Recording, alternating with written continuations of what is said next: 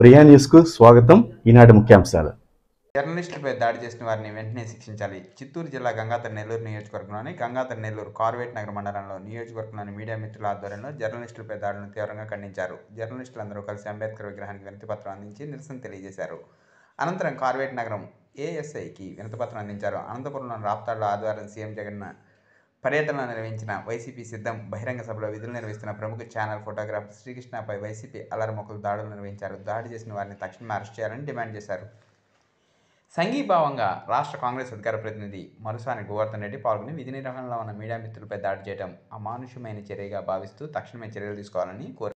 సిద్ధం సభలో మన ఆంధ్రజ్యోతి విలేకరి శ్రీకృష్ణపై దౌర్జన్యం చేయడం ఎంతమాత్రం ప్రజాస్వామ్యం కాదని, దీనివల్ల ప్రజాస్వామ్యాన్ని పూర్తి చేసినట్టేని, ప్రజల యొక్క వాక్ స్వాతంత్రాన్ని భయపెట్టడం తప్పిస్తే ఇంకా వేరే ఏమి కాదని, ఇలాంటి వాటిని కాంగ్రెస్ పార్టీ తీవ్రంగా ఖండిస్తున్నాం.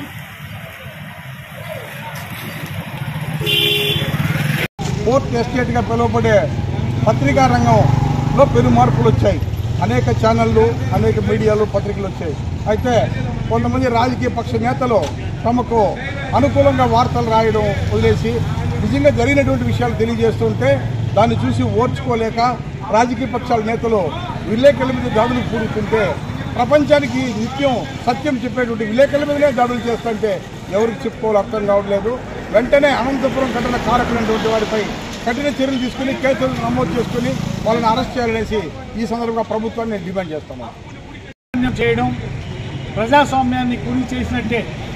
ఎంతసేపు అయినా బ్రిటిష్ సామ్రాజ్యవాదం వైపు పయనించే ఈ ప్రభుత్వాన్ని గద్దె దింపడమే లక్ష్యంగా ప్రతి ఒక్కరూ చేయి కలుపుదాం, ముందుకెళ్దాం. పార్టీలు కానీ, కులాలు కానీ, మతాలు కానీ మనకు అవసరం లేదు. స్వేచ్ఛగా బ్రతికే ప్రజాస్వామ్యమే మనకు కావాలి. ఆ ప్రజాస్వామ్యం కోసం మళ్ళీ ఇంకొకసారి స్వతంత్రోద్యమాన్ని నడుపుదాం.